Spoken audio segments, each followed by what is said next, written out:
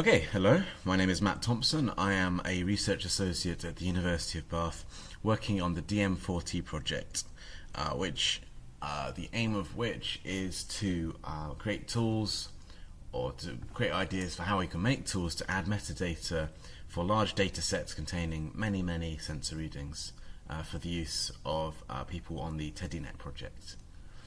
Which is a big project with many universities who are collecting sensor readings from homes to monitor the energy usage. So I'm just going to demonstrate the kind of intended functionality of this tool. So the idea is that you can either upload a local CSV file from a computer you're on, such as this, or provide it with the URL of a remote CSV file which is contained in a repository somewhere. And now let's type in the name of our data set. Let's call it test2, and a description. This is a test data set. And you can add metadata for the file as a whole, which means that this metadata is added to every single column. It applies to every single column and row in the CSV file. So if you want to say this file contains readings for a particular house, you can add that there. Or you can add it for each particular column of the file. So we have this timestamp column.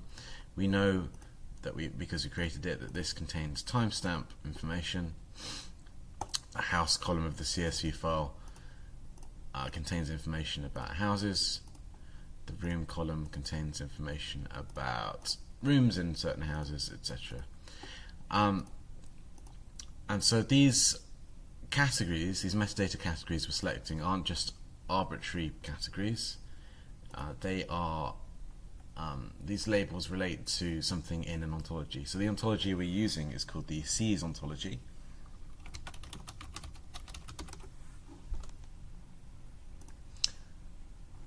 Which is an ontology which kind of integrates things like the semantic sensor network ontology to describe exactly what we're trying to describe, sensor readings in homes.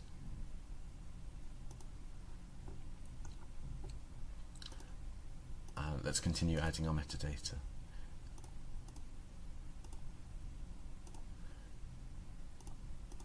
And so, yeah, you select from the first category, and then that narrows down the kind of category you want.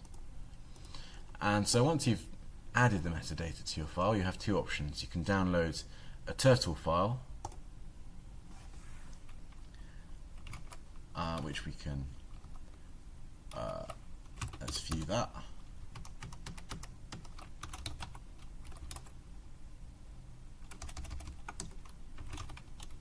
So you can see it's generated this file describing RDF triples, like semantic web RDF triples in the Turtle format.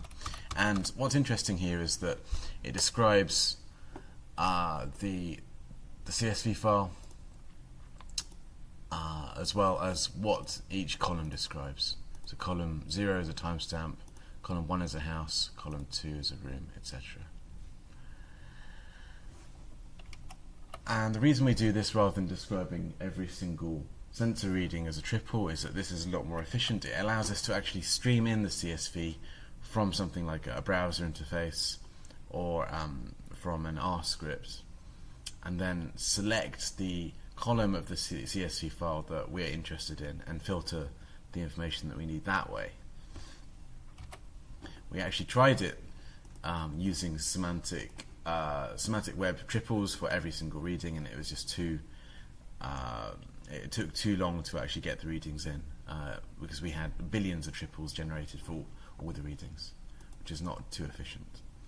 If you click metadata, this will upload the RDF triples to a triple store that we're hosting at Bath, and that allows you to send SPARQL queries, where SPARQL is a kind of a query language like SQL, but for semantic web triples.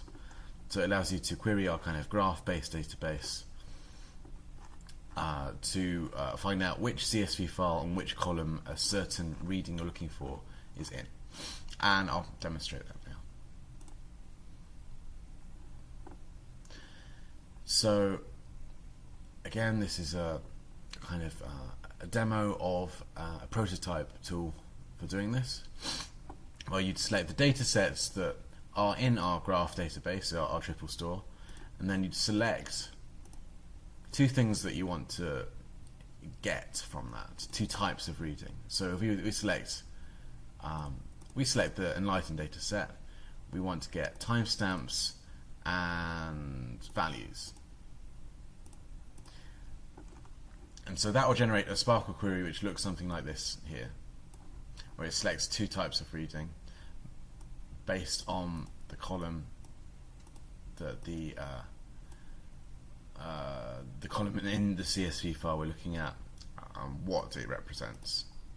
So we're looking for the column which has timestamps and the column which has values in our Enlighten data set, as well as which CSV file and where it's hosted, so that we can stream it in.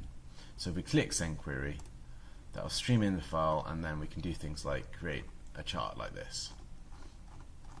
And the beauty of streaming in CSV like this is that we can randomly sample some subset of the readings.